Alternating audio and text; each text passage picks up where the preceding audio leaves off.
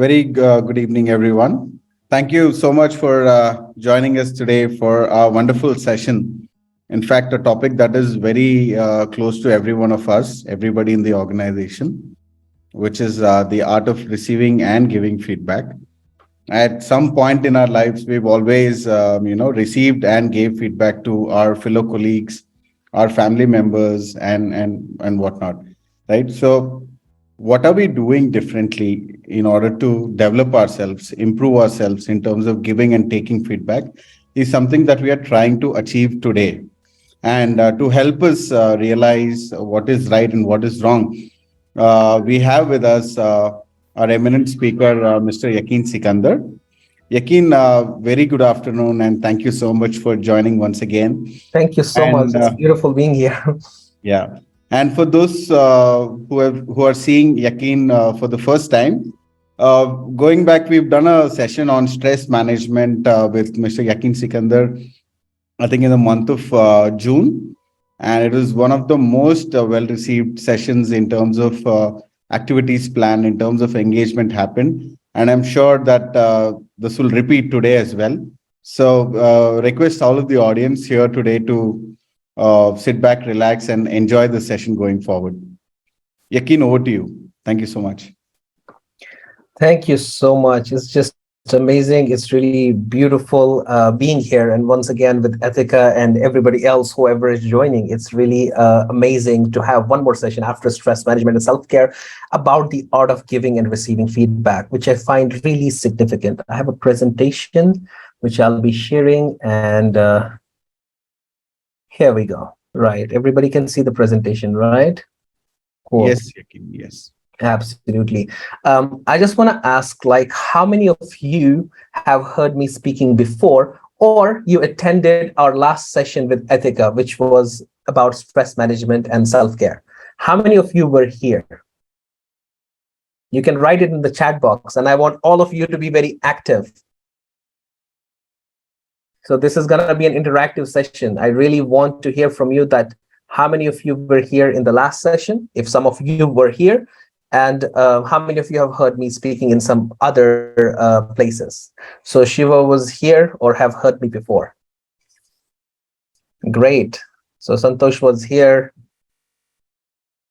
Hina says that I've heard you before. That's really great. So who else was in the previous session or heard me somewhere else? Only 3 of you? I expected more than that. Nice to meet you for the first time, Karthik. Thank you so much. I can read your feedback. Wow, some of you are like, you have heard me before. I hear you always. Thank you so much. Some of you are attending the first session. That's really amazing. And I really want to emphasize the fact that giving and taking feedback is really so essential. So if it is your first session, right? So one of the things that I'm going to tell you is I'm going to be asking you some questions, right? And I want you to respond in the chat box. Or some of you who want to speak, they can raise their hands, and Shiva is the moderator and he can bring you up and you can ask your questions, and then together we can interact. So for many of you is the first session. I think for most of the people, you're new here and it's your first session. So welcome. And I'm really glad that you took out time on this day, on a Friday afternoon, to be here. And especially when I know that it's festive season and everybody is busy with festivities. So despite of that, you're here, and I'm really glad to hear that. So all of you are very welcome to this session about giving and receiving feedback. So some of the reminders that I want to give today are: empty your cup. And what does that mean? Emptying your cup is a very Zen concept. It's a concept in Zen Buddhism where we talk about the fact that come with an attitude that I want to learn. So if the cup, I have a glass of water here, it's like half empty, right? So if it's full, I cannot put more water into this. So the idea is, whenever you come to attend any program, have this attitude that my cup is empty and it needs to be filled with new information, new knowledge, new sharing, so that all of us, like you and me, we can learn from each other. So that's the first reminder. And second one would be like turning on your cameras. Like, can I see you if you turn on your cameras? That's what I was wondering about. Yaqeen, this is a Hmm? webinar, so Right. we will I not won't be have. able to see them. Great. But we can bring later on people up, right? Absolutely, Correct. absolutely. Great. So silent your phones, as well as later on my Instagram, as well as social medias at Yaqeen Sikander. You can ask follow-up questions or anything we can share later on that you learned from this webinar. Now, those of you who are here for the first time, just a little background about me. I am primarily a clinical psychologist and a research scholar. So a huge part of my job is actually about giving and receiving feedback. That's what we do, like thousands and thousands of hours of therapy. And our supervisors do, the only thing that they do is giving us feedback. And that's what we're going to talk about today. So when Shiva told me about this topic about giving feedback, I was like, I would really love that. So I'm Kashmiri Indian based in Istanbul, where I live mostly, right? And sometimes I just teach students in the university. And another part of my life is where I do corporate trainings, and I also love traveling and speaking about well-being. And I have been to more than 35 countries so far, spoken in a lot of different programs about wellness and well-being. So that's just a little bit about you. So moving on to the idea of what is the agenda of this webinar, or what are some of the things that we are going to take away today from this program, from this webinar. So the first one would be what really feedback is, because we do have to start from the basic definitions, and then why feedback is significant and what does it do, which is related to the techniques of how do we give, receive, and ask for feedback. So those are the three important components of feedback. And then we're going to talk about how receiving effective feedback. And when we talk about feedback here, we're mostly talking about performance feedback. We're talking about a feedback which is given about performance for the most of the time, but we'll also talk about how it is related to having a growth mindset. And then we'll talk about what are some of the takeaways that we have from this webinar. So that's really essential. So before we go into the program, we have one of the questions that I will ask you, which I learned in the medical school or the residency program that I am doing, is we always ask each other, rather than how are you, we always ask how are you feeling. So that's the question I want to ask all of you. Shiva, do we have a poll about this? Yes, Yaqeen, it is Great. live It's now. on the screen. And I would love everybody to answer a question that, how are you feeling right now? So please answer the poll and let's see how you're feeling. It's going to be good to hear the feedback, right? And right there, we are starting with the feedback part. So let's see how everybody's feeling so that I can, gauge your mood and your energy levels. So let's see in a while out So of the 5 options. we have 95 responses so far. Great. Another 27, Mm-hmm. and we'll be done with the entire audience. No, absolutely. Absolutely. And I want everybody to answer. Mm-hmm. Right. Right. You can see it in front of the screen. So let's see then what the results are. Great. So here are the results. Yaqeen, can you see the results? Yes, absolutely. Absolutely. So most of the people, 49%, which is almost the half, said nothing special, which means as usual. 17% of the participants report being very happy, like being grateful and saying that life is good. And when it comes to a bit happy, so 32%. I'm really glad we just have 3% of people who say down and gloomy, and we have none who is angry or agitated. So you see, this is a very small activity, and this is about feedback, because modern life is based on feedback. And be it internet, be it the gadgets that you have, the devices that you have, or every single system that we have enforced in the workplace, it is essentially about feedback, which is why every single thing, you have a buzzer, you have an alarm system, you forget your key in the car and it starts making a sound. What is that all about? It's giving you a feedback and there is a message, right? Similarly, your devices, like your Apple devices, have haptic touch. What is it ultimately? It's about feedback. And we as therapists, psychologists, and scientists, we do learn the idea of how we have to give as well as receive feedback to improve the performance overall. It's not just about customer or your performance at work. It's the overall human experience, which is enhanced by giving as well as receiving feedback. Just like just now, you told me how you're feeling with this activity. So I can get some ideas where all of us stand when it comes to feedback. Now, going back to the basics, the idea that what is feedback, right? So it might sound something very trivial, but it's actually not, because most of the times the mistake that we do is we don't recognize the problems or the definitions for what they are. We all know in our mind, back of our head, what really feedback is, but if we have to define it, it would be really hard to put it in words. What really, I know what feedback is, but I just don't know how to put it in words. But putting things in words is really very essential. And feedback is the only way that you go forward in an organization or whatever you do.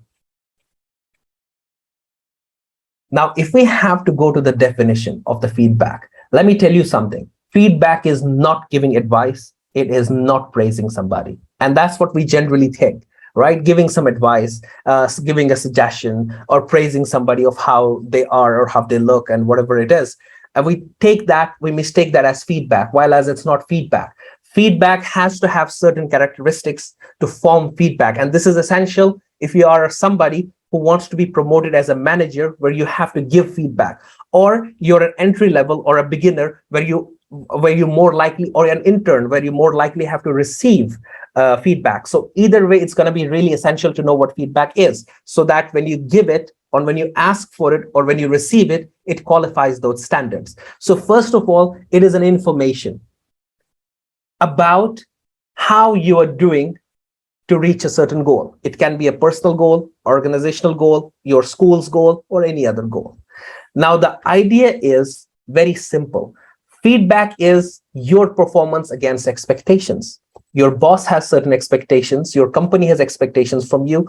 The med school where I do my residency, they have some expectancies out of me, right? So am I doing those things? Am I performing against those expectations? That is the idea of the feedback or competency framework. Now, this is really essential. So what ends up happening is, and this is on a general note for everybody whosoever is attending this program, is the idea that we all have degrees, right? You cannot, like, if I'm not a licensed therapist, I cannot see patients. We do have degrees. But one of the things that I learned, like, because clinical psychology field that I work in is very practical, what makes some people more successful than others? And we do studies about it. Is it the degree? Is it that they studied at an IIT or an IIM that makes some people more successful than others? And the answer on the whole is that it's competency.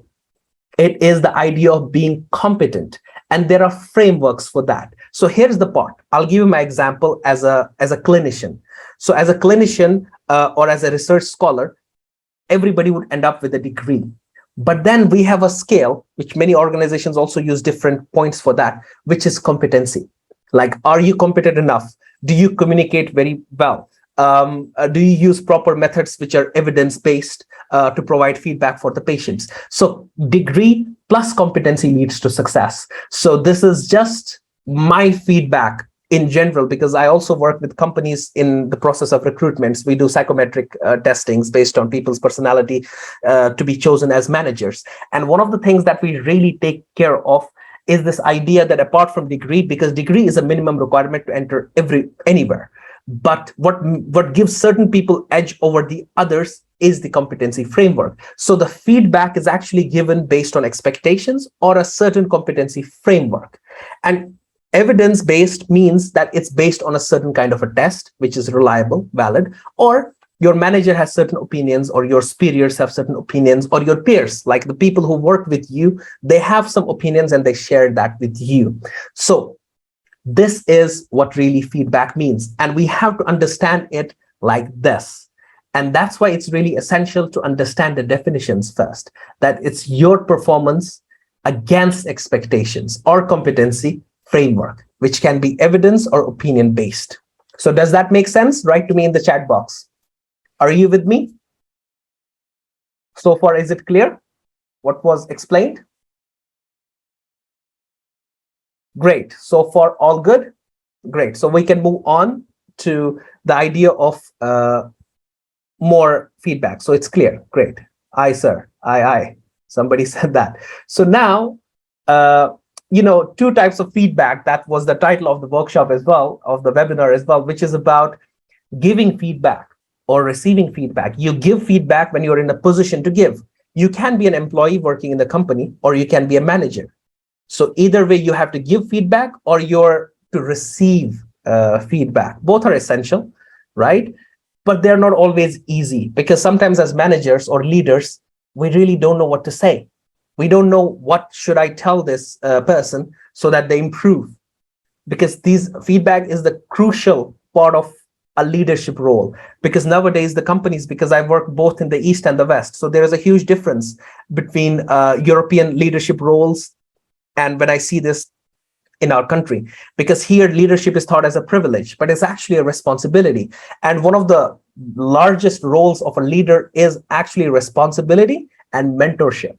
So feedback can be anything. We can talk about you write an email comment, you write to somebody on Slack that you know how somebody is electronically, or you write it to them via an email, or you meet people.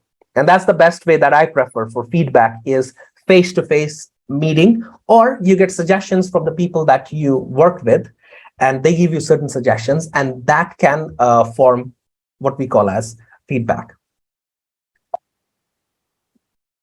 Now, the idea here would be what I call as, in the management, the idea of diamond feedback. Are you aware? Do you see these playing cards? How many of you can play cards? How many of you are aware of the cards, the 52 cards of the deck? Write to me in the chat box. How many of you are aware with it, or can play any game based on, playing cards? Right. So you do have idea that how things work. So here's the part. You have the club, where you see it's a club, and club is also something that you like, a baseball club, which can be used to beat somebody down, right? And then you have spades.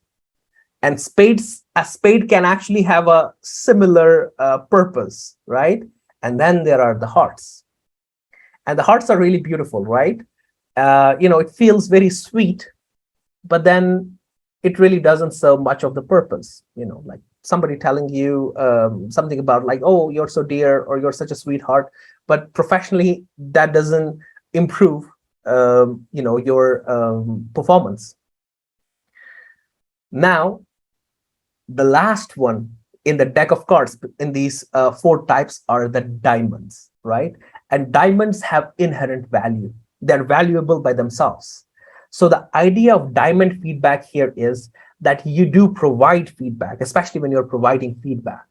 Feedback that is helpful, feedback that has value, right? Because certain things like gold, like diamonds, etc., they have inherent value. No matter how many economic crises are there, the valuable metals or the precious stones, because they have a value of themselves, it doesn't change. It's not like paper currency. So diamond feedback would mean a valuable feedback, if you have to take it in that sense. So I want us, all of us, you and me, all of us, to have this mindset that when it comes to feedback, we'll have or we'll give a feedback or receive a feedback that feels valuable to us. And how do we do that? Because I just wanted to orient you to this idea of diamond feedback. And how are we going to do this? We're going to talk about it throughout this program and throughout this workshop. And also we're going to talk about, because all of us, everybody here is, I guess, from India, and that would mean the fact that culture plays a huge role in feedback, and we're also going to talk about that because it's really essential. When I do trainings, mostly in the European Union region and the UK, and when I do them in this part of the world, which includes Eastern countries like Indonesia, Malaysia, India, cultural differences are so many, right? It's vast, and that has implications on success, on how we are, and how do we progress in an organization and become more and more successful. So it's essential. Significance of feedback in the workplace. Why is feedback important? So can you write to me in the chat box, why do you think feedback is important? I really do want to get your ideas as well. And like I said, we are here to learn from each other. So, we can even take a couple of minutes to perform better, to help improve the administration, to improve oneself, to improvise. Wow, for progress. Beautiful ideas. Tell me more. Why do we think that feedback is really essential? Progress is there to see our worth and where we stand. It is feed forward to create a roadmap for the future. Absolutely beautiful. We're going to look at that. Communication process, performance, expectations, right? To boost one's capabilities, to keep ourselves going, encouragement, growth, better communication, good environment, to point out where we are wrong, right? To check our growth areas. And all of these are wonderful, introspection or improving the expectations. Wow. Wow. To understand oneself from other point of view. Beautiful insights all of you do have. And when we share these and we read what we are saying to each other, what I'm talking about and what you're writing is also feedback. It's feedback because there is a question and we are trying to approach that from different perspectives. And all of these are actually valid. It's acknowledgement of work, improvement, motivation. And that's why it is significant. And these are some of the points that you mentioned and gave me the feedback, right? Because here, when I asked you the question, I was expecting feedback from you, which you did an excellent job in this question. So significance of feedback. So we're talking about why giving feedback or why receiving feedback is really very important. So after the definition, significance is really essential. And why is it significant? It is because it accelerates growth. And a lot of you talked about growth and improvement and development. There is no other way, and I cannot emphasize this enough, that the best way to grow or to improve or to develop is through the process of feedback. Is it gonna be painful? Yes.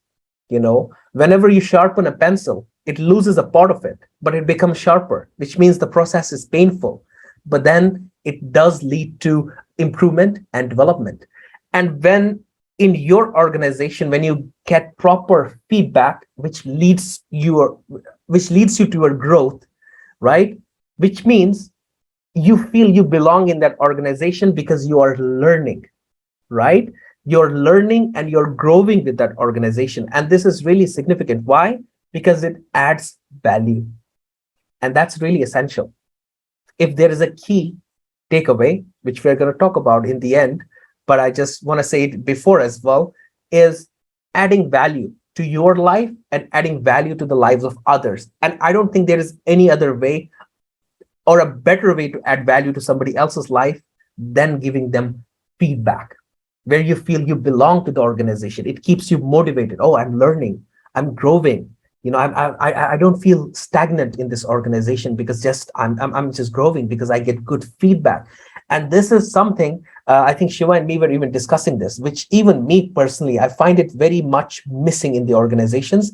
Why? Because leadership is mostly thought about giving out orders or carrying out what is expected out of you, but the role of feedback and mentorship is missing. And why is this important?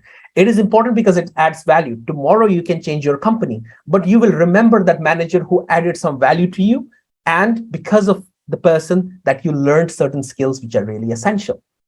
And if you want your organization to go in a certain way, to a certain mission and vision, you do this by aligning the people and giving them feedback to what is a desired behavior and making them aware of the things that need to be done. And this is a huge idea of feedback and its significance. Not only that, if we have to assess or do assessments, the best way to assess is providing feedback, having feedback, and the relationship built upon strong feedback is something which lasts very long. And I'll give an example of this.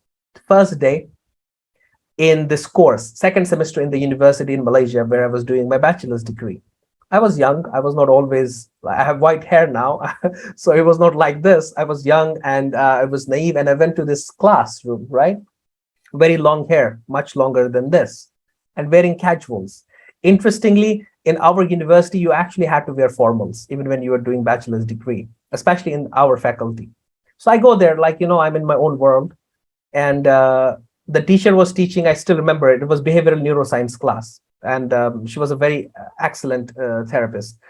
And then after the class, she calls me and she says, Yaqeen. And I said, what is it about? She said, I really like you and stuff. And it's your second semester here. She said, I want to ask you a question. I said, what is the question? She's like, if you have somebody that you really love, and that somebody meets an accident on the way, and you take that someone that you really care about to the hospital. And when you reach the hospital, there is an emergency intervention. You go to the ER, the emergency room where the trauma and all these patients are treated. And then you see a doctor there who looks exactly like you. Would you trust the life of your dear one with that doctor? And it made me wonder. I got the point that she was trying to make, right? And I didn't answer. And she said, I hope you got the point. And she just left with her work. I got her point. What she was trying to say is, years down the line, you'll be in a position where people will put their lives in your hands. And you have to be somebody who can inspire that trust. You have to be approachable and somebody that people can put their trust into. So you have to appear like the person that they can believe in, that they can trust. So this was my first feedback that I can clearly remember, performance feedback that I'm talking about, that I can remember, that I have to appear in a certain way, which makes it more, which makes the others feel that I'm more open to them and listening to their problems. So that led to such a strong relationship that we're actually in the same training profession about mental health, first aid, and other things, right? So stronger relationships are built based on feedback, because that example of hers added some value to me. Tell me something in the chat box. Do you, just tell me yes or no, do you have any example that comes to your mind, just like the example that I shared? Any feedback that you feel added value to you and made your relationship stronger? It could be within the family, it could be your friends, it could be the workplace, it could be the community that you're into, the country that you're into. Can you think of anything, any such feedback you got, which was like a game changer for you? And you are like, yes. And it stays with you until today because it added some value, and the relationship with that person got literally like cemented. And we all, like a lot of you are writing yes. So a lot of you have such examples, right? So here, when it comes to relationships, and then I think we can even have one or two people, if we can quickly, if somebody wants to share such an experience of receiving, if somebody can raise their hand up, but you have to be very precise and very brief, and tell me, what do you think was that feedback that you received? It has to have added value to your life and made the relationship with that person stronger. So if it has these two elements, you can raise up your hand, and we would love to, hear this out.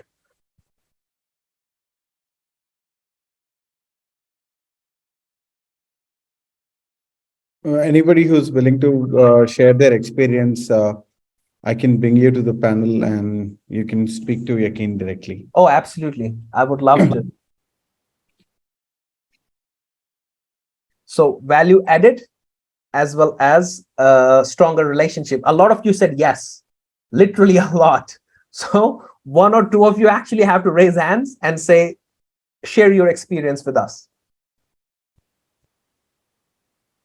No raised hand so far, Yaqeen. So no hands. I think we have one. We have one. One. Yes, we have please. two actually. Two. So let's choose who raised the hand first. Great. Here goes some interaction. Hello, everyone. I think I'm audible. Yes. Yes. Yeah. So the experience I want to share is that once I was teaching my sister, so she said, you are a very good teacher. But I think I was very bad at presenting things, whether in conferences or any other place. So one time recently in one conference, I was presenting some poster, and I thought I have to explain that to my supervisor. So it was because due to the cultural and language problem, because people understand Chinese here, so I have to explain them. But that time, this thought struck in my mind that my sister once told me, "Yeah, you are very good at explaining. तुम्हारे बगैर किसी और की वजह से समझ नहीं आता, बस तुम जो बोलती हो समझ आ जाता है." Then this point hit me so hard that I was okay. I have to be like a teacher and I have to explain it, and this was my experience which I hold. Wow. So it made your relationship stronger and added some value, and it made you believe in yourself. Yeah, of course, of course. Thank you so much for sharing that. So somebody Yeah. else has their hand up. We Thanks, can listen yeah. to them as well. Thank Rupa, you. please request you to Yeah. Hi. Thank you so much. Yes, it's a small example, but it had a huge impact on me. Mhm. When I was attending an interview in one of the company, I was wearing formal dress and one thread was hanging out of my shirt, or out of my sleeves. Right. The HR director told me there is an thread which is lying out. Could you please go to the washroom and set yourself and come back? Mhm. So that made me to understand that even though it's a small thread which was hanging out, it was so important. Then she noticed it and she asked me before I go and meet managing director. She asked Right. me to make it correct. In that way, even though it is very very small minute thing, Trivial. but it was very Absolutely. Rupa, I think Yeah. we are losing you. whenever I go for an interview, I'll make sure that whole thing is Great. yeah. Now No, got it. now it's Got it. better.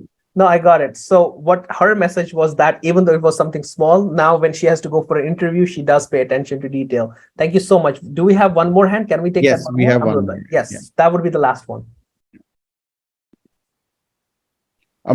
Amrita, you can unmute yourself and speak. Yeah, hi. Hi, Shiva. This happened when I graduated my engineering, and then we were thinking of a career when I asked my father that I should be let out from my hometown because I'm from a small town in India, and I Right. should go to Bangalore, and then I should go for a job search.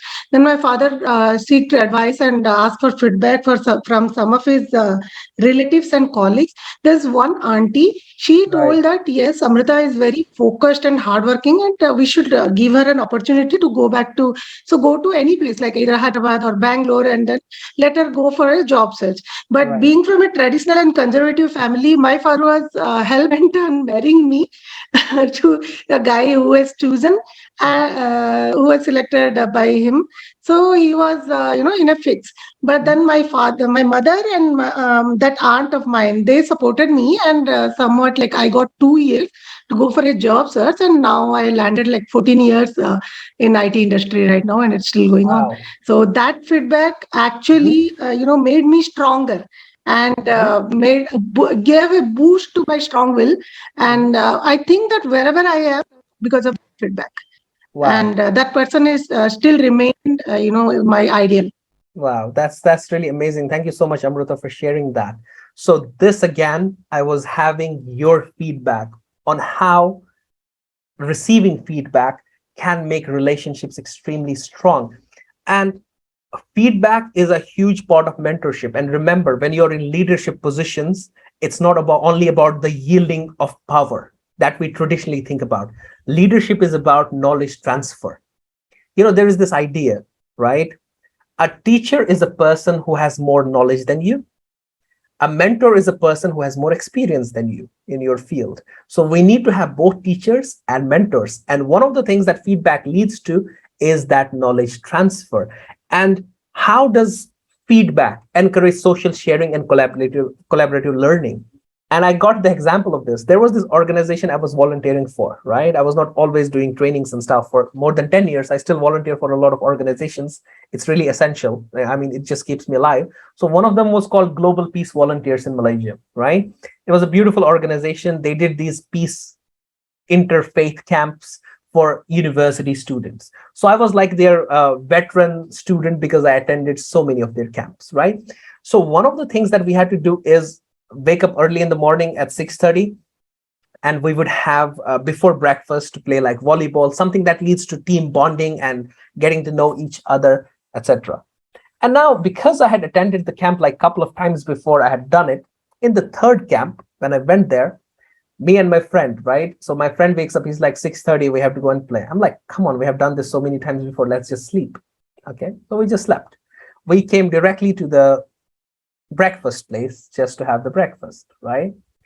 And the director was there, right, who was running the whole organization. He was a medical doctor himself who left his profession for social work, a beautiful Malaysian Chinese doctor.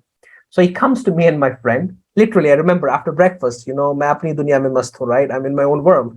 So the guy comes and puts his hands on two of us, right? Because me and my friend on our shoulder. He said, you know what? Because you were not there in the morning, your team really had to struggle.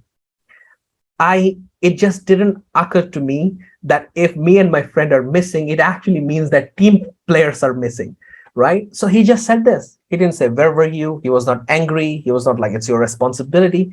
He just said this, because you were not present in the morning, your team had to struggle. That's all. And he just whispered it to us.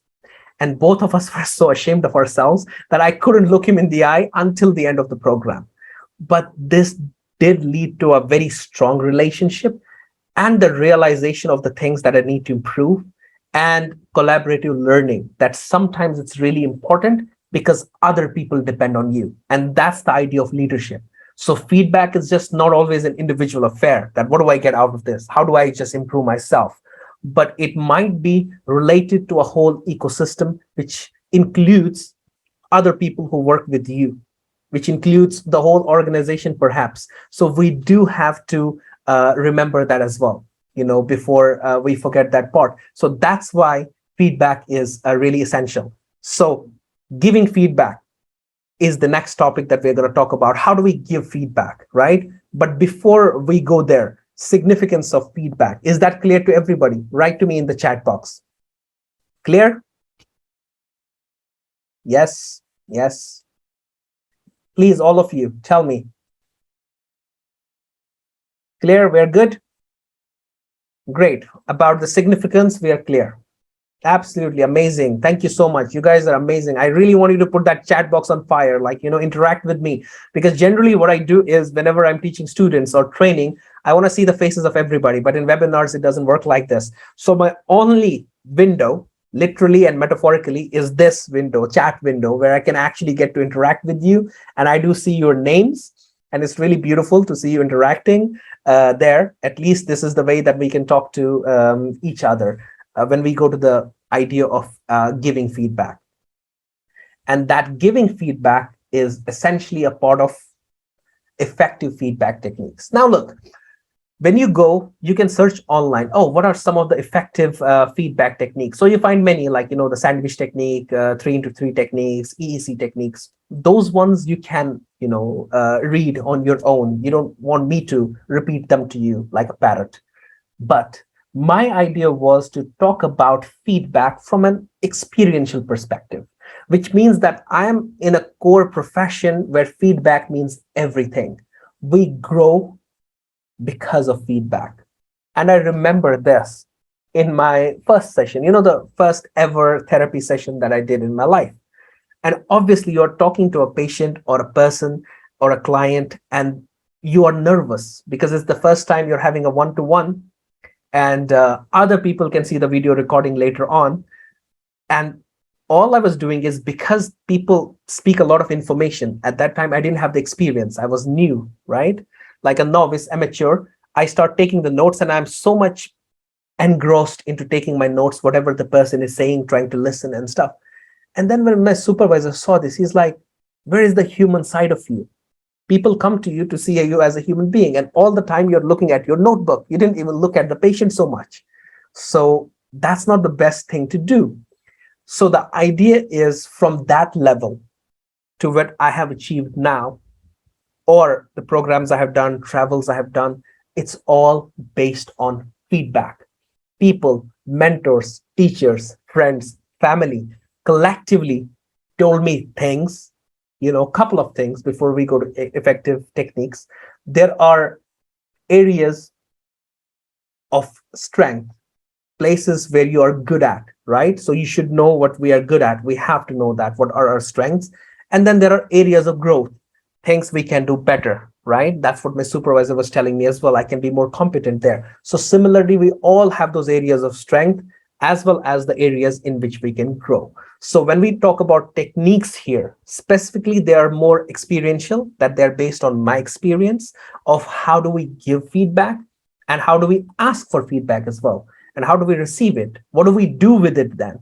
Right? Once we get the feedback. So those are some of the kinds of the questions that we're gonna be talking about. Right? So are we ready for effective feedback techniques? How to give feedback? Are we ready? Write to me in the chat box. Ready to start this?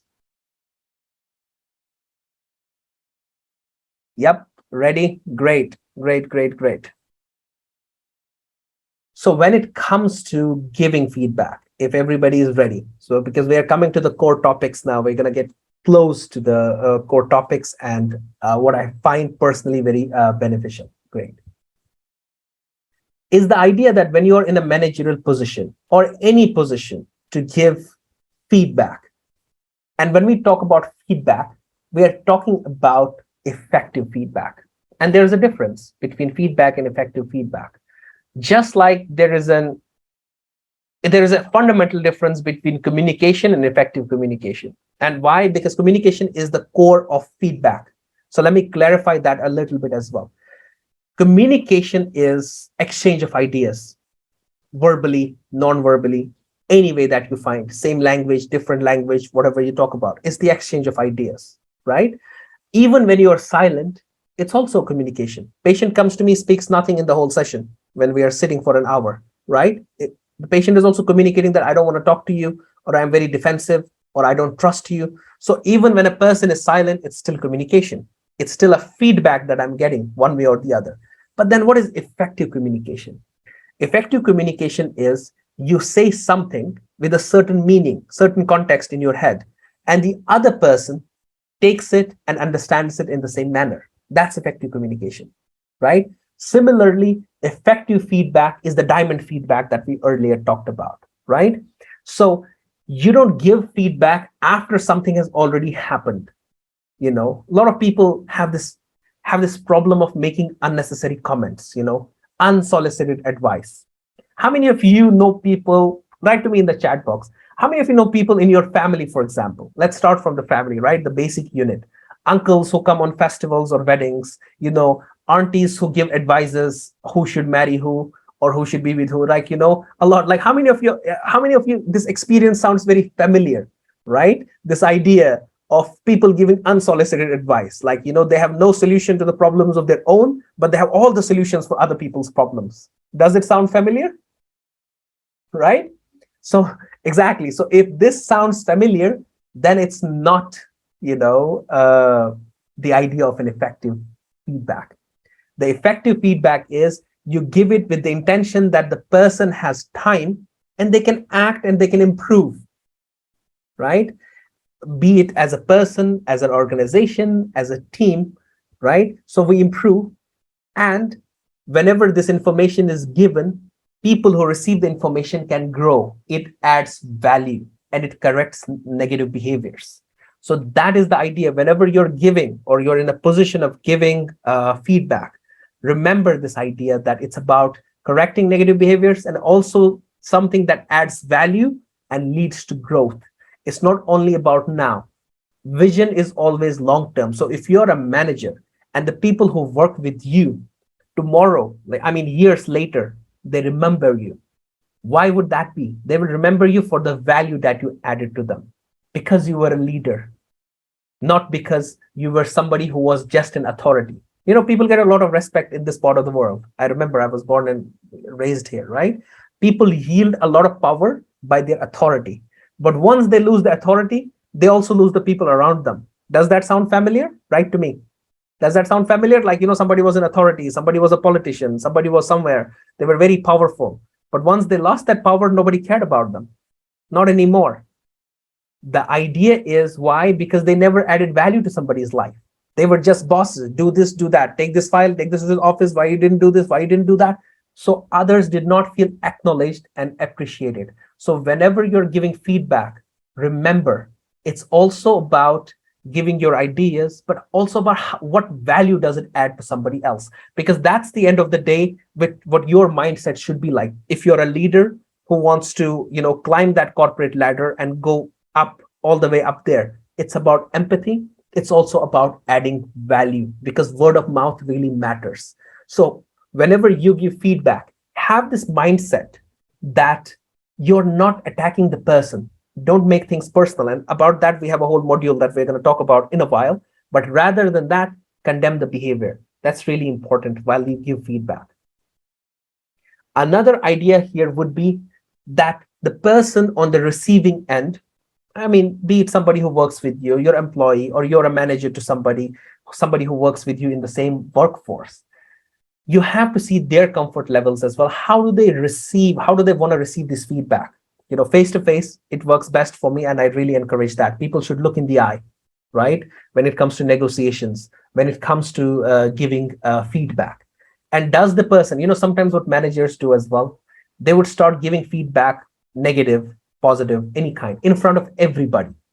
Not necessarily the best practice, right?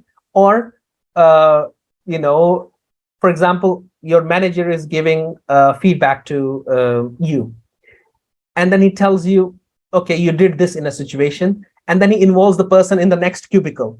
What do you think, Shiva? What should have been done in this situation? Or involves the third or the fourth person. Does that sound familiar? Has it ever happened? Like, manager, what would you have done in that situation and stuff? It can be helpful, but sometimes feedback can be very personal, because I'm a person who deals with emotions of people, right? Apart from being a trainer, I'm a therapist as well. And I know the soft spots of people. So if it is something that you can do on a personal basis, one-to-one, that is the most effective part of the team. And two people's group, we call as dyad, D-Y-A-D. Dyad is a group of two people. In terms of group cohesion, is the strongest of the groups in which there are two people. Mentor-mentee, for example. Doctor-patient, for example. Therapist-client, for instance, right? So the adhesion and the cohesion is strongest there. So setting has to be appropriate. And it has to be something that leads to the improvement of that person in that case, when you give that feedback. And apart from that, whenever you give feedback, you're talking to the person, you're giving the feedback and stuff like that, take their inputs as well, because it's a symbiotic procedure. Remember that. Symbiosis means mutual cooperation. Both of you benefit from it. Listen to them as well, right? And at the same time, it has to be very specific. Don't generalize feedback. If it's about a person writing a specific email which they shouldn't have, or a specific behavior, so don't tell your personality is like that. Rather than tell them, like, what you did maybe was not the best thing to do, right? So answering questions, helping others, suggesting what can be done better, right? So these are all parts of giving good feedback. But the overarching umbrella for giving feedback is the idea that, does it create value? So rather than keeping in your mind, should I give the 3x3 feedback? 3x3 is about telling the person 3 good things about them and 3 bad. Sandwich idea of feedback is like, you give them a good feedback, then in between you have a bad idea, like, things they didn't go well, and then you cover up with something else. So those things are there. But with human beings, it doesn't always work like that. So always keep this in mind, right? Always keep in mind the fact that when I am giving feedback, does it add value to people? So the idea of couple of people, right? What I said is feedback is personal. So if you're in a leadership position, you want somebody to excel and you want your organization to excel, make sure to give one-to-one feedback. Yeah, there is a general feedback which could be given to the whole organization in the morning. Like, you come and you say, like, what, we are not improving, our sales are not improving, the numbers are not improving, so let's do this, this, and this, right? That's in general. But what are individual feedbacks? So that's why a good manager is a good leader who knows who he or she is working with. Make sure people that you work with, they can be same with your rank, they can be in the rank lower than you, higher than you, but you're all a part of the workforce and you're as strong as your weakest link. So know people by their names, try to know as much as you can, and know what they like as well. Because leadership is also about connecting with people personally in order to give them that feedback. So that's really essential. So with this, without taking much, I want you to do a small activity, right? And then we can even have somebody up on the panel as well. So tell me, like, have you ever given feedback, right? So have you ever given feedback, and how was it? What was it like? What was it about? You can just write it down, a little bit, with some of the indicators that we just discussed, right? One-to-one feedback, adding value. So have you given feedback about which you received a feedback that had added value to somebody? Before we talked to three of the participants, and they talked about what added value to them. So whoever added value to them, if we were to ask them, right? So now you're in that position. So do you think that you have given feedback which added value to somebody's life? Tell me in the chat box. Do you think so? Yes. Yes. Given feedback which has added value to others. Yes. So anybody else? Yes. Positive public feedback, negative personal feedback. Yes, a lot of the times. Great. So I've given and still giving feedback to a friend who has got divorced, but I want her to get back to normal. So helping her is being happy. Great. Adding value to somebody, right? Talking about behaviors, not targeting the person. Start with the good points and tell them the improvement areas. Beautiful. I will ask them instead of telling them. That's a beautiful way to do it. Inquire, ask, right? And why is that important? How many of you, somebody said that yes, about their strengths and their capability to boost, cheer them up, to make them realize what they can do in life. Great. How many of you have realized that in our culture, subcontinent, India, we're talking about, especially here, we have this idea about assuming. We assume a lot. And what does that mean? It means this: we don't ask. So for example, when it comes to parents, when it comes to people close, we know that we love each other. We know we are, but we wouldn't say it. Like, going to my father and telling him that, what, I really love you. Or to the mom, like, you make me food and you do other things, and thank you so much for who I have become, and I'm very happy that you did it. I really love you. Right? We assume, right? We assume that isko to pata hai na, right? It's just happening. We just know it's known by actions. We don't have to say it. But trust me, words are very powerful. So when it comes to giving feedback, and one of the things which is a difference between the European cultures and here is, we don't ask, right? And it got clearer to me when I was in Turkey, learning the language. And one of the things we learn in language, whenever you learn a language, is proverbs, right? So Turkish language has a beautiful proverb, and they say "Alamayan bebeğe sütü yok," which means the baby that doesn't cry, there is no milk for that baby, right?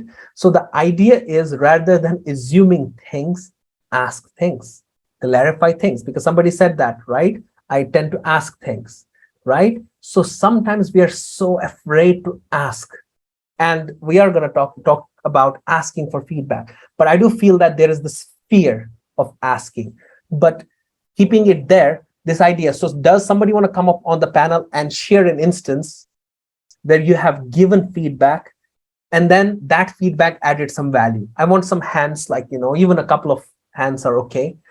Give a specific example, like, precise, specific example of you giving feedback and that added value to somebody. So let's see, Shiva, if somebody raises their hand. Absolutely. Yeah. I think we have one hand raised already, Yaqeen. Absolutely. Let's hear them out. I think we have Hey, two. Yaqeen. Hey, Good afternoon. good Hey. afternoon. So previous in my organization, I was a manager. So there I used to build the teams. So the Mhm. time all the college passed out guys I recruited. So in their email, so they used to chat like a WhatsApp chat, instead Mhm. of a professional emails writing. Correct. So I observed why, because in my senior leadership, I used to get several complaints that, hey, these guys doesn't know how to send an email.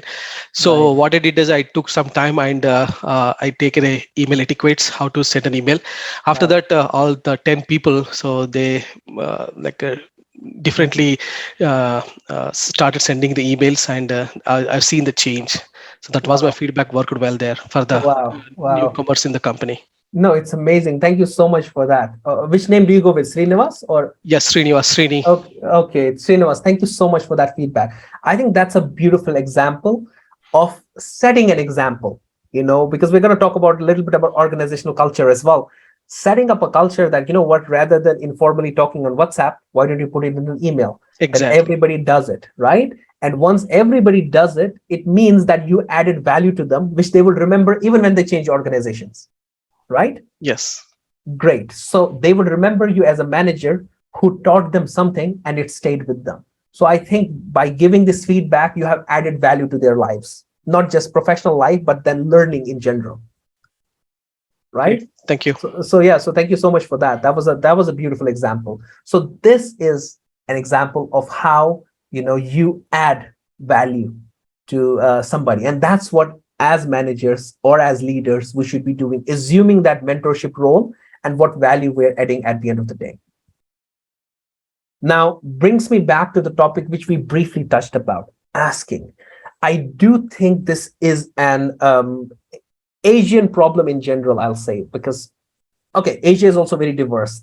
I don't want to stereotype. Let's say Indian problem, because I have worked between different continents, Australia, India, Asia Pacific, Europe. So I see, plus I'm a therapist. I deal day in, day out with human behavior.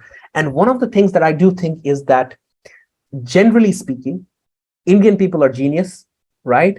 But somehow we do have this idea that we are scared of asking, right?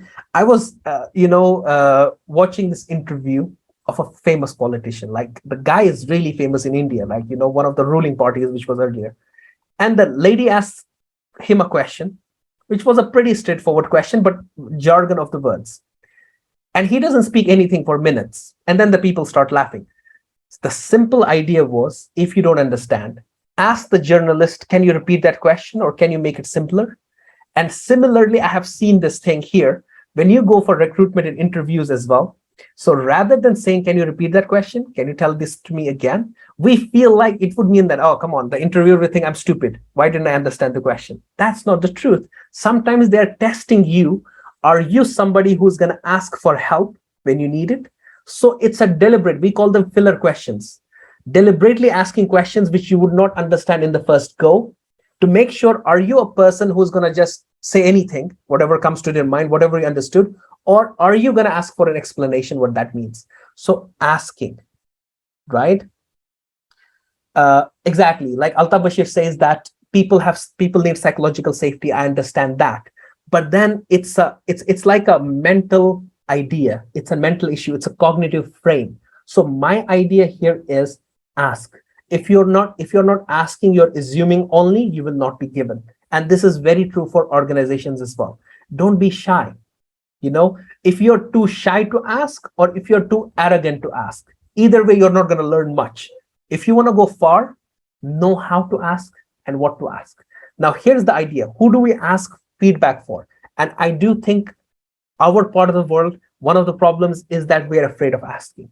Ah, come on, my manager is a white guy. What is he going to think of me when I ask him? The question seems so stupid. He would be like, I don't know anything. How did I reach this level? How did I pass the business school if I don't know answer to this question? No, they acknowledge that. You don't know everything. I know I'm good at what I do, but I also do know for a fact that I don't know everything. Even some of the basics, sometimes we skip it, right? It happens in every single profession. So do you think sometimes you're afraid to ask for feedback or ask in general? Please write to me in the chat box. Do you sometimes feel the person is going to think, I'm so dumb and stupid. I'm just going to expose myself. So it's better. Let me just not ask. How many of you does this seem familiar? Sometimes, right? Sometimes, of course, cannot be all the time. But do you feel has improved a lot? Amruta says that, great, right? But remember, when you started, it improves when you work in organizations, when you have more experience. Remember earlier, like Shiva said earlier, imagine when you started. Same here. When I started, I was in Malaysia, students from 120 countries. I'm from Kashmir. I had never seen anything beyond Kashmir, not even India, like how diverse we are, right? So it was for me, that was a long shot. Students together from 120 countries. And mostly what I did was staying silent. Why? Because I thought, what if I make a fool of myself, right? So that was the idea. Thank you so much, Srinivas, as well, for sharing that. So asking, who to ask? First question. You cannot go around asking everybody for feedback. You just can't do that. Rumi is one of the poets that I really follow. I really love Rumi. And he says something beautiful. He says, never ask the advice for journey from the people who have never left home, right? You want to travel and you will ask people who actually travel. You don't want to ask travel advice from people who have never left. So ask people like your mentors, like your manager, because ultimately it's about your benefit and growth. And then when somebody is giving you feedback, it's not about getting into arguments. Oh, no, that was not. You start clarifying at the same time. That's not the idea. Why? Because they're telling you what they feel and you have to validate their feelings. They're not saying it's right or wrong. It's not a battle of who's right or who's not. Listen, and in the end, always be grateful. Gratitude. So whosoever mentors you or helps you or gives you any feedback, tell them thank you for that feedback. Even if you don't like it, that's fine. But be grateful for them. And at the same time, know who to ask and know how to ask that. So if you're somebody who has difficulty in asking, start from asking. Start if you have difficulties in asking your manager or a senior level manager, what do you think about my performance, right? What you're going to do is people who work around you, your peers, right? Or in your school or wherever you are, ask others for feedback. Without feedback, you will not be able to grow. And one of the ways, another example, a personal example from my life, which is always very dear to me, it's about asking for feedback. And I'll tell you that, right? This is when I said about in Malaysia, I went there, so many students from so many countries. One of the things I wanted to improve was my public speaking skills, right? I was not always like this, right? I can speak hours and hours now. So I joined the debate club. They had Toastmasters club. We had the Asia's best debate team. We were winning with Harvard, with Oxford. It was beautiful. Like our debaters were amazing, the best in the Asia. Now, what happens is when I'm in that club and everybody's speaking and everybody's outspoken, they did my interview, I passed the interview. I remember my first class, 3 people one side, 3 on the other, Asian parliamentary debating style, and the judge. We're 7 people in the room, and we get 20 minutes to prepare for the motion. It was some Middle Eastern politics. And my trainer, who was a very nice Malaysian lady, asked me to speak. And I started speaking after prepping for 20 minutes. And then I said, I can't speak anymore. She said, do more. I said, no, that's enough. Because we had a stopwatch, I only spoke for 18 seconds, literally. That is my start. This is 2010, November. 12 years have passed. 12 years before, I was the guy who couldn't speak beyond 18 seconds in a room of 6 people, 7th being myself. And today I can speak for hours and hours. How did that become possible? Feedback. When I asked for it, where do you think I should improve? Having that drive to improve is really essential. And that's literally from 18 seconds. I have delivered workshops which are intensive 2-day workshops. It can go up to, with one-to-one mentorship, it can go up to in 2 days, 18 hours. Like 9 and 9 hours, 6 to 7 hours you speak, then you have to do the coaching and stuff. So I can do that. 8 to 9 hours a day I can speak. And I started from 18 seconds, right? So the idea is feedback and ask yourself, how does it make you grow? That is the most important. That's the most important part. And that's why such a feedback we call as constructive feedback. And just to, when you're receiving feedback or when you're giving feedback, remember that feedback is very specific. It has to focus on the issue that you're dealing with, and it is based on what you observe as somebody, who has known the person. right? So remember, constructive feedback has 4 types. Always remember that. There is negative feedback, there is positive feedback, then we have negative feed forward and positive feed forward. Very simple, easy to understand. Negative feedback is about past behavior. You did something wrong in the past, right? For example, what Srinivas was talking about, you're communicating with your everybody on the WhatsApp. So in the past, now it's emailing system. Now you have Slack. Now you have Microsoft Teams. Now you have Zoom. You have different ways of communicating, right? So that's negative behavior in the past, right? So it wasn't successful and it should not be repeated. That's negative feedback that was told. Positive feedback is good things about the past behavior, right? You are already using Slack. Oh, that's very good. So now we can upgrade it, but it was good to use that, right? So that should be continued. We don't use in Microsoft Teams. I don't know how many of you know Kaizala. How many of you know Kaizala? Give me a yes. Tell me you know it. It's like a WhatsApp. It's an advanced version of WhatsApp, Kaizala, which is used within the organizations, right? So the idea, I use that. Oh, positive feedback. Keep using that. Don't go to WhatsApp. So that is positive feedback about the past, but it is successful, so it has to be continued. And negative feedback, I think Amruta said this, it should not be very strong. People get demotivated. Very true. And we're going to talk more about that. And then is negative feed forward, right? Negative feed forward and positive feed forward are both about future, not about the past. Negative feed forward is behaviors that should be avoided in the future. Don't email your team members in the future. Don't start writing messages from your WhatsApp. Avoid that. That is negative feed forward, future oriented. Positive feed forward is the comments about future behavior, whatever improves the performance, right? Whatever systems are there in place which improve the performance, you put them in the positive feed part. And that's something very essential when it comes to constructive feedback. So those are the 4 kinds, because whenever you're receiving feedback, you want to make sure that it checks the boxes of being a constructive feedback. Or when you're giving feedback, which adds value, make sure it's constructive feedback. And that means negative feedback, positive feedback about the past, negative feed forward and positive feed forward are about the future. What to be avoided and what to be done in the future, and what to be avoided from the past and what not to be, what was good about the past. So those are the 4 types. Is constructive feedback clear to everybody? Write to me in the chat box. Yes? Great, great, great, great. Absolutely great. So tell me about yes or no. Have you given or received constructive feedback?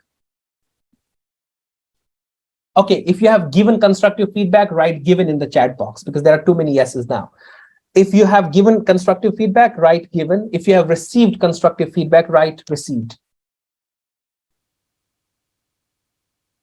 Given, received. If you have given the feedback like that, write given. If you have received it, write received. Given and received. Great. Great. Given and received.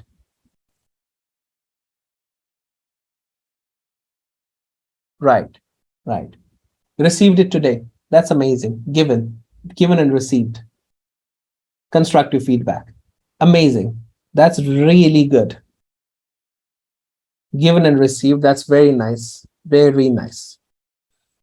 And now we talked about the idea of giving feedback. We also talked about asking for feedback and constructive feedback when it comes to giving and taking. What about a little bit about how do we receive feedback? About the idea of receiving feedback, and then we'll talk about things to avoid. When it comes to receiving feedback, always remember, there is no failure, just feedback. This is the motto that I live with. And many of the therapists that exist, we live with this motto. There is no failure, because whatever session we do with our patients or wherever we are, remember this, it works everywhere universally. There is no failure, just feedback. So the idea is, how do you use that feedback? Because ultimately, what are the major giants or companies doing? They have data, they interpret that data. They get feedback from the people. How is the user experience?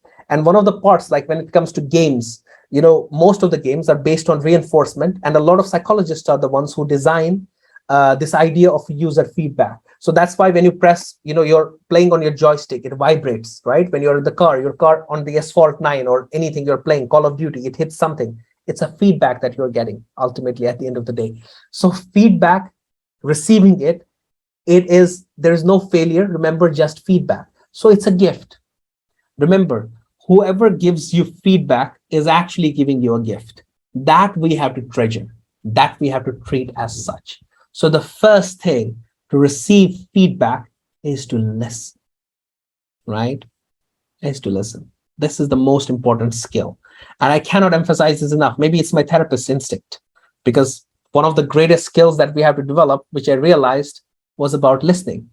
Because why is listening so important? Because human beings are programmed to listen only what we like to listen. That's our default programming. So when you become a therapist, you have to unprogram yourself. You have to learn different things, go through self-therapy for hundreds of hours. Then you listen. Okay, this is what the person is trying to say, without bringing your values into the part, right? So whenever you receive feedback, try to listen, because listening is a huge skill. And trust me, it's all about listening. It's always there. Whenever a person gives you feedback, everything is there. And then you listen and interpret it based on, who you are, what job do you do. You acknowledge it. That's the second step. You ask questions for clarity. That's what we discussed about earlier as well. Sometimes it can be very hard for us to ask questions. Or can you please clarify that? Can you please be more specific, right? Or how many of you feel it's difficult for you to say no in anything, any single thing that in your life, as a person who you are, you find it difficult to say no? Tell me, write to me. Shiva says me. Who else? I find it very difficult all the time. Like saying no is very difficult. Like it feels like it's really hard. Right? That, it's going to hurt somebody and I want to make people happy. And it's really very difficult to say no, right? Exactly. And I started the same way. Absolutely. Sometimes for me, rarely, it still is hard. Right? Before, when we were in the college, everybody's like, we should go for a movie. I'll be like, oh, great, let's do it. We should do this. Okay, let's do it. I don't want to offend my friends or stuff. But that also means that I was not respecting myself and my time very well. And that's sometimes what happens, is that when it comes to receiving feedback, we can acknowledge, we can ask for clarity and stuff like that. But it also becomes sometimes difficult for us to say no, right?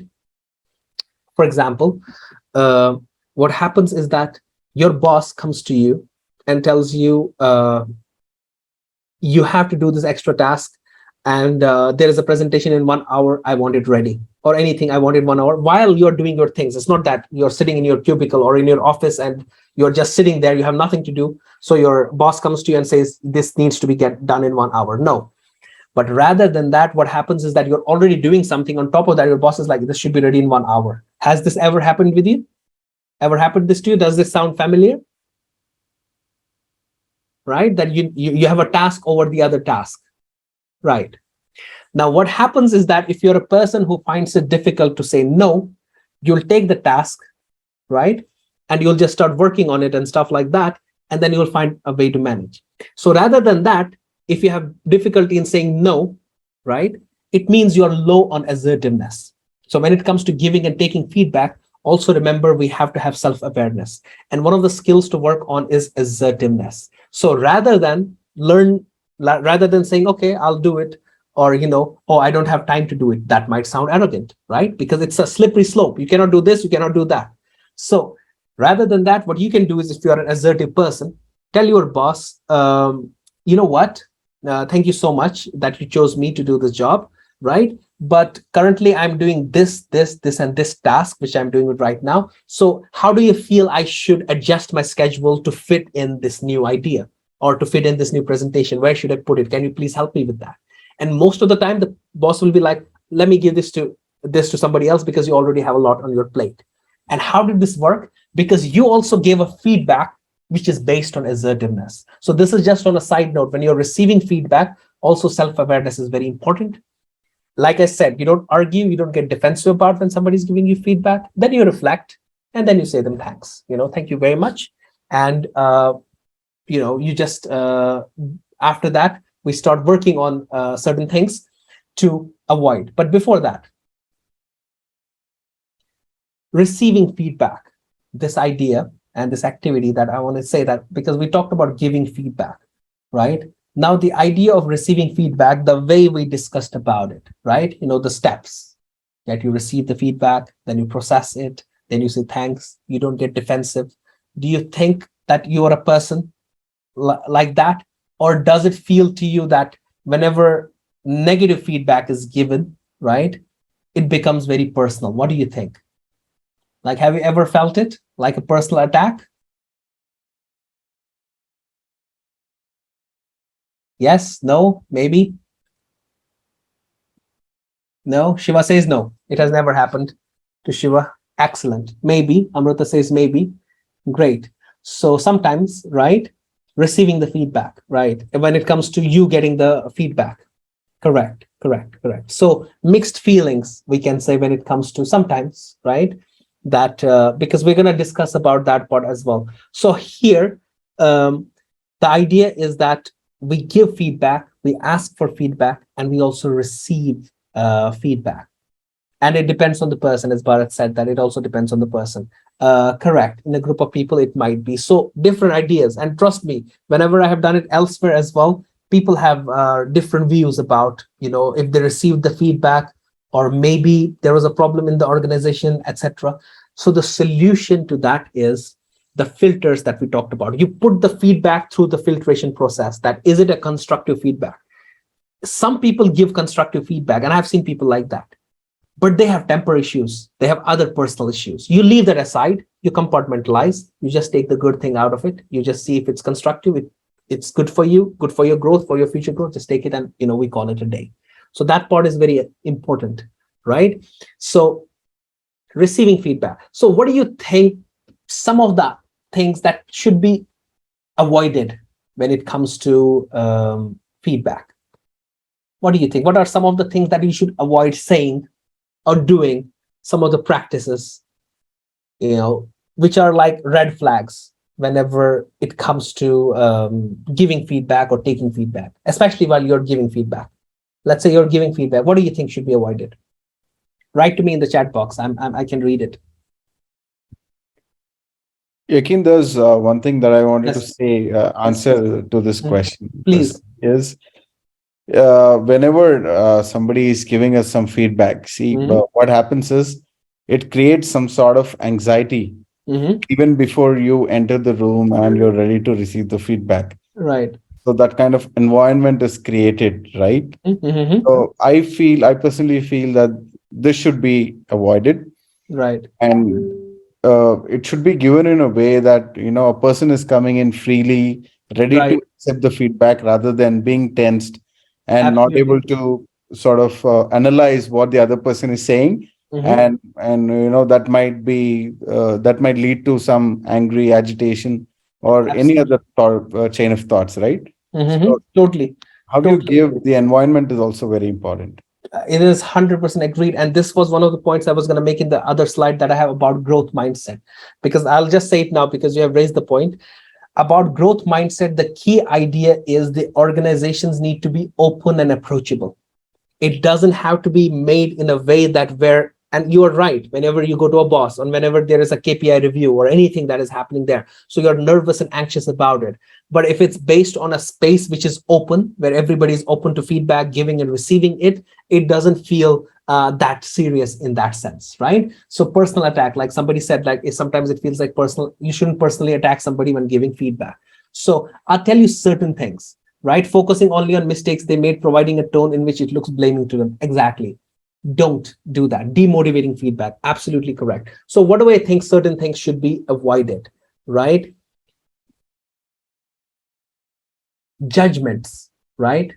So sometimes when we are giving feedback, we can sometimes make stereotypes about people, about their race, about their gender, etc. So don't make judgments, stick to the facts. It's really essential to stick to the facts, and whatever is inappropriate in a certain culture, let's not go there. And I always remember this. Sometimes, when we are giving feedback, even in personal relations, it can be husband and wife, boyfriend and girlfriend. You're like, oh, you always do this, or you never do this. Always and never are extreme words. Keep them out of giving feedback. It could be personal relations either. Oh, you always do this, or you never do this. So don't use a softer tone. Can you do this more often? Right? So the idea is setting has to be correct. We talked about it. And having an open mind. It's really important to be open-minded when it comes to giving feedback. It's really essential not to threaten the person, right? You don't want to say something negative in front of everybody, because the person will think that even though it was not your intention, maybe your employee will think that this is personal between you and you as a manager, you and your employee, that you're making it personal. So even when you're in a leadership position, know that just because you have power doesn't mean that we have to come to this. It can be still decent. It can be still creating an open space that leads to growth. That's really essential. But here, more important than that, what I wanted to discuss is some points that we shouldn't forget. And these are evidence-based, like I said, experiential, based on my experience, as well as evidence that we study in therapy. Really very essential. One thing in social psychology, always remember this, we call it fundamental attribution error. And this might sometimes get sensitive for people, but I always discuss it because this is how it is. Fundamental attribution error is this. I see a guy in the parking lot, really rash parking the car really fast. In my mind, I'm like, guy's a rash driver. But maybe he was a doctor who has to rush for a surgery or an emergency. I don't know that. So fundamental attribution error is you take one aspect of the whole story and think that is the whole story, while as you don't consider the other factors which are associated with it. So what sometimes happens is we start making feedback personal, right? So how it happens, and I often see this in organizations. I didn't get this job because the boss was really white and it was really discriminating. I've seen this in Europe as well. And just because I'm black, I didn't get the job. Maybe, but it could also mean that you're playing a victim card. Maybe you didn't get the job because you're not competent enough. Isn't that a possibility that a person can be black and incompetent? It's not impossible to have that. So attributing, your failure to the race, to the religion that you belong to the country that you belong to. I couldn't do this because, I'm from this place, or I'm black, or my religion is blah, blah, blah. And that's why I didn't get this job. It can be a very problematic stance. Maybe it's true, but don't go this way, because you're making things very personal. And maybe there are other things that, or another issue, which is a very touchy issue for a lot of the people. And let me clarify that as well from a therapist perspective. It is very true. We can't deny the fact that women actually get paid less than men when it comes to same jobs. It's truth. It's universally truth. I've been to many countries, it's the same thing. So what actually ends up happening is, again, fundamental attribution error here as well. The question is, why? Is it because of gender? And the vast majority of the examples and studies which you can study, they're all online in any journal that you read. It's not true. They happen because of agreeableness, because of the 5 basic majority of the traits which human beings have. Ocean, there's openness, there's extroversion, there's agreeableness, there is neuroticism, and these are conscientiousness. These are the 5 basic personality traits human beings have, which means this. If there is a man who is high on agreeableness, right, would also make less money than the men who can, or the women. I know women who actually make much more money than men. Why? Because they are not agreeable. They will go to any extent to negotiate the terms. So here the problem is not gender, it's agreeableness. So we have to compartmentalize things for what they are. And why am I saying this? Why these examples are relevant? These are relevant because you work in the industry, and sometimes we make things personal. It's because of my gender, or it's because of, I'm from this color or for this religion, and the person is discriminating. Don't go that pathway, even though it might hold some water sometimes. So what we need is boundaries. Assertiveness we talked about. Boundaries means your personal life, you as a person, is different from who is getting the feedback. My supervisor telling me, oh, you're taking notes too long, right? It's not that the person hates me. The person wants me to grow, and there is actually truth in it. I should improve right there. So it's not that the person is trying to attack me. So sometimes people who receive feedback, I have seen this. People can victimize themselves. This victim mindset. So that doesn't work. If you want to grow, you have to be assertive and you have to have a growth mindset. That is really, really essential, right? So on the growth mindset, this reminds me of that. Shiva, I sent you a link, right? Yes, So Yaqeen. can we share that link here in the chat box? And I want everybody to follow that link. It's a personality test, really brief personality test. Yeah, here it is, Open Psychometrics. There is a test, and I want you to take a test. I don't think it will take you more than 3 minutes. So can you please open the link and do this test? I'll be more than happy. Please open the link, do the test, and when the result comes, it's like 4 personality types. Take a screenshot of that. Take a screenshot of that.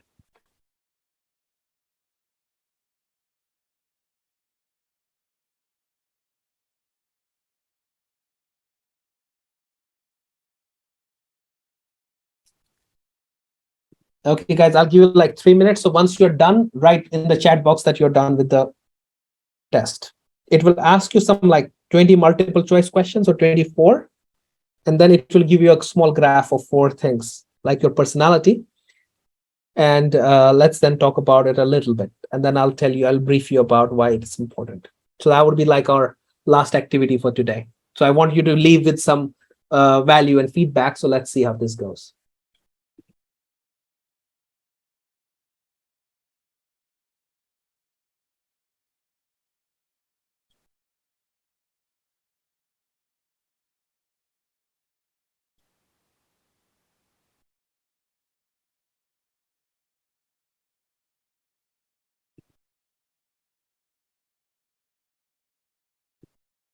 Says the link is, somebody said the link is not opening. No, it's opening. I checked Yeah, it. it is opening. Yeah. It is opening. Durjati, if you can just copy the link and paste in any of the tabs, or not trying to click from here. If you can just copy paste this on any of the tabs and see if it is working. Right. No, it should be working.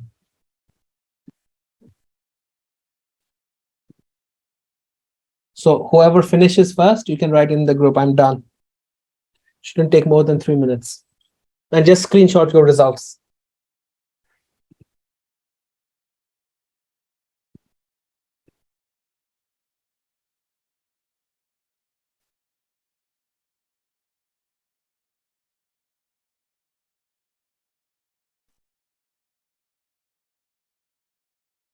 Let's see, I'm really excited to see what everybody comes up with. We have like 93 participants here. So if everybody takes the test, let's see.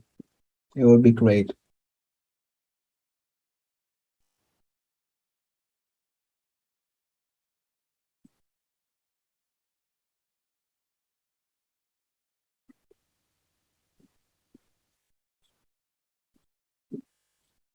So the link is fine. Let's see.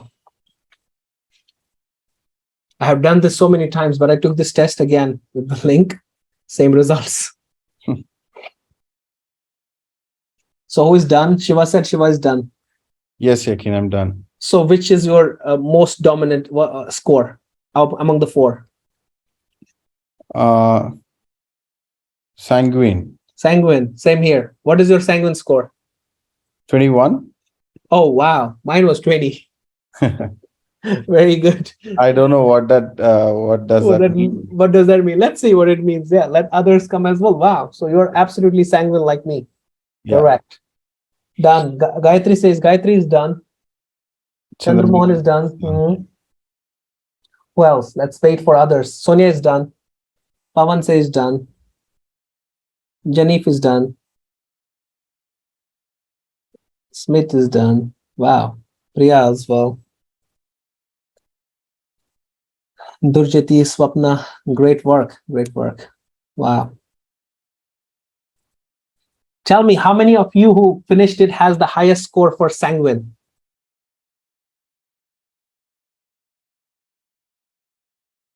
Wow. Okay, +1, me. Nice. No, the highest score, whatever the number is. Great. That you have the highest score for sanguine, because then you are like me and Shiva. Then we're close in terms of personality, because I'm going to interpret to you like what it means. Great. So some of you will be choleric. Who has the highest score for choleric, for example? Swapna says me. So who else is choleric?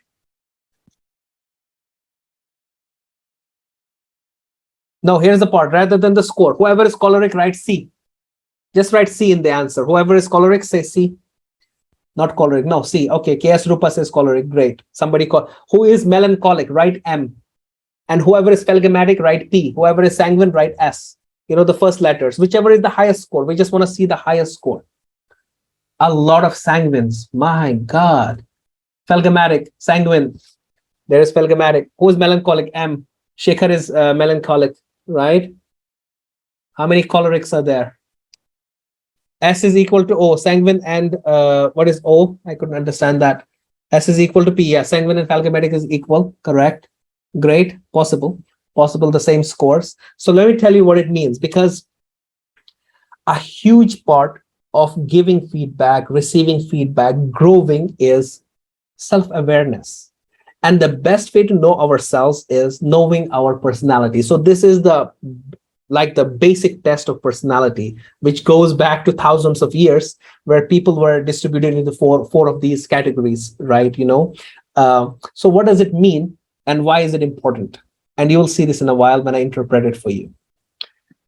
So those of you who are choleric, who got the C highest score, as choleric, the basic characteristic is determined and dominant, good leadership skills. Politicians, leaders, top managers, CEOs, COO, C-level managers.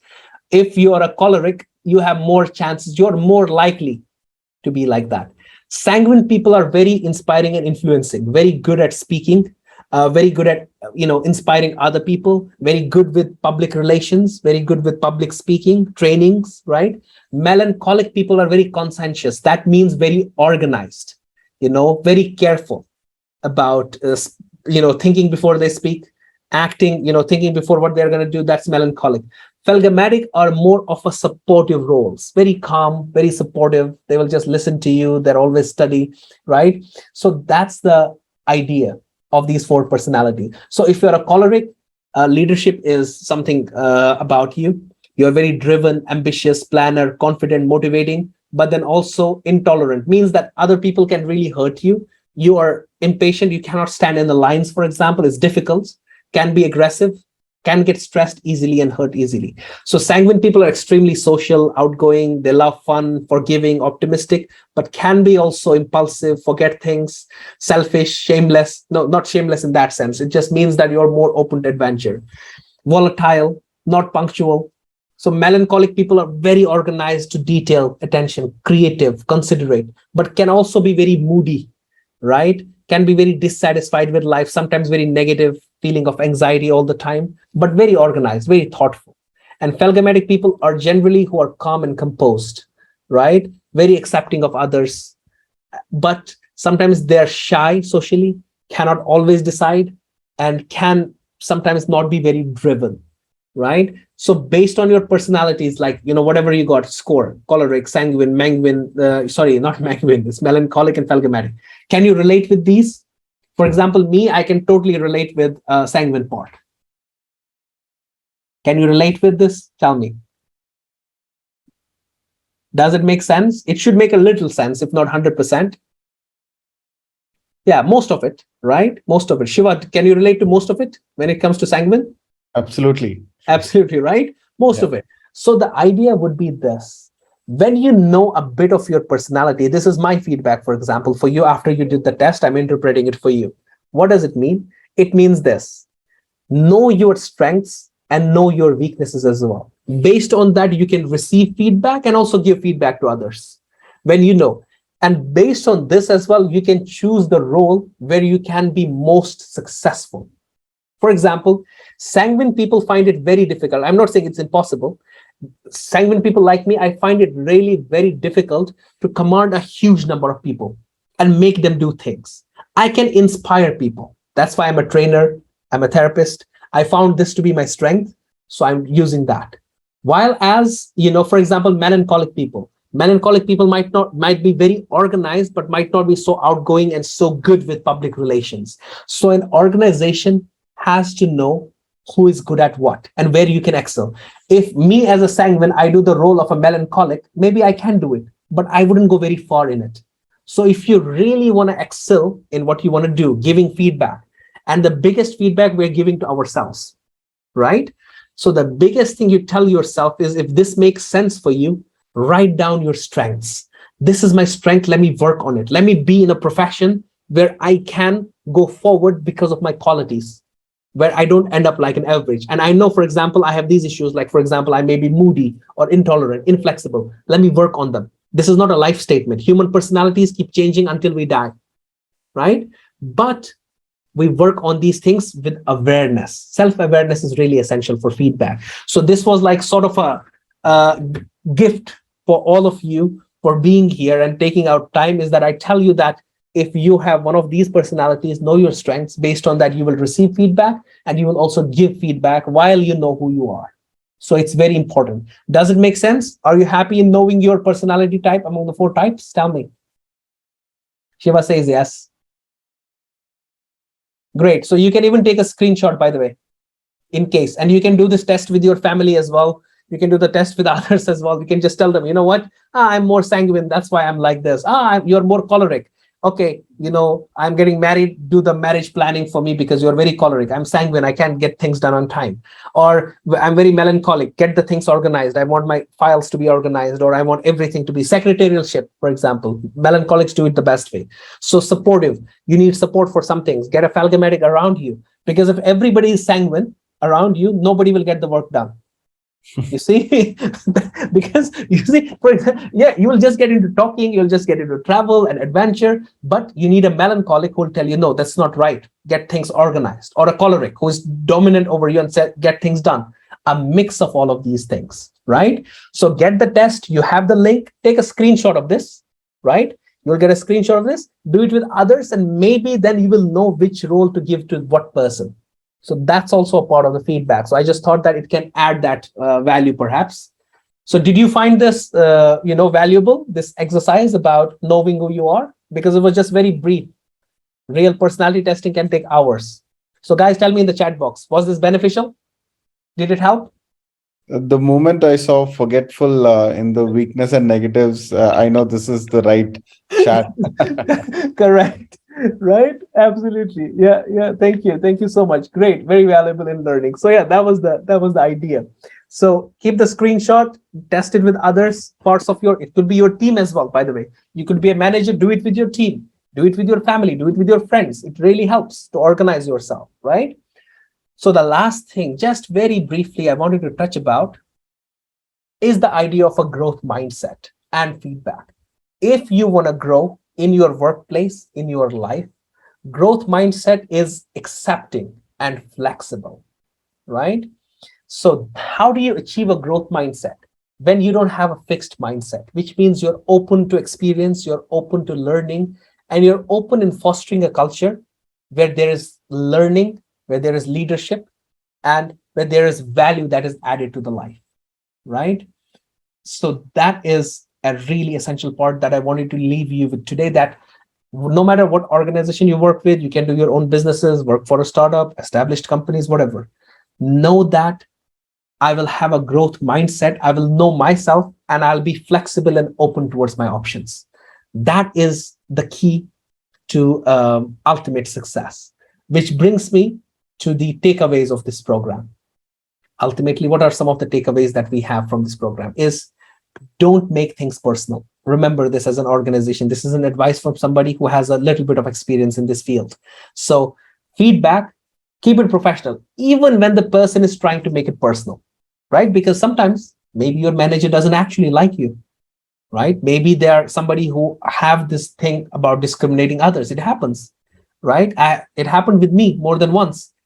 But always remember, don't make it personal. Why? Because if the other person is not professional, you don't lose your professionality at least.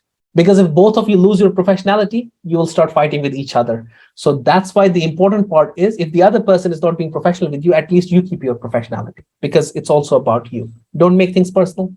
Remember to be thankful. People who give you feedback make you learn, and self-awareness, which is why we did the personality test, knowing ourselves. And remember, growth mindset is the key to success. Whenever you have a growth mindset, open to learning and experience, will be successful. Another takeaway would be being responsible for our actions, and then we monitor our success and take responsibility. You know what? I am responsible for this. I did this. Let me see how I can fix things.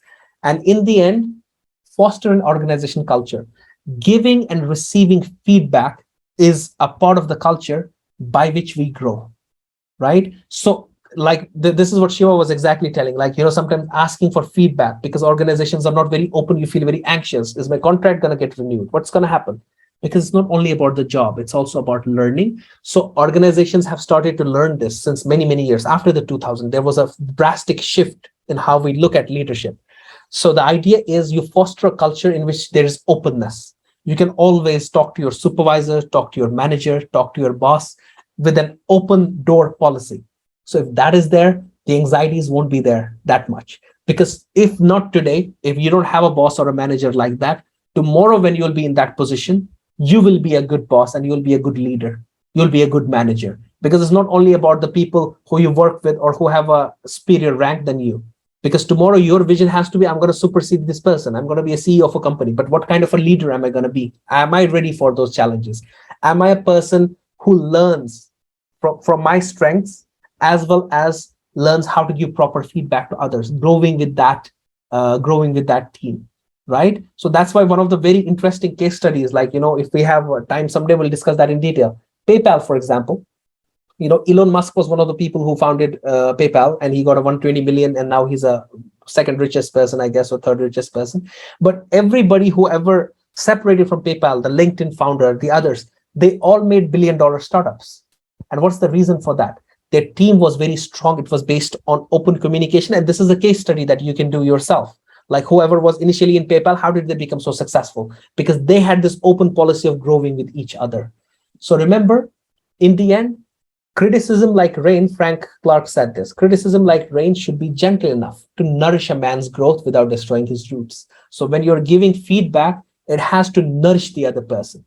You don't want to attack that person, but rather help them in their growth. So ultimately, because you're in an organization, because life can be too much or it can be very stressful, this is my therapist instinct telling you that if you want to seek professional help of a therapist, do it. Because we do care a lot for our, hearts. So why not care a little bit about our minds as well? Why don't we do that?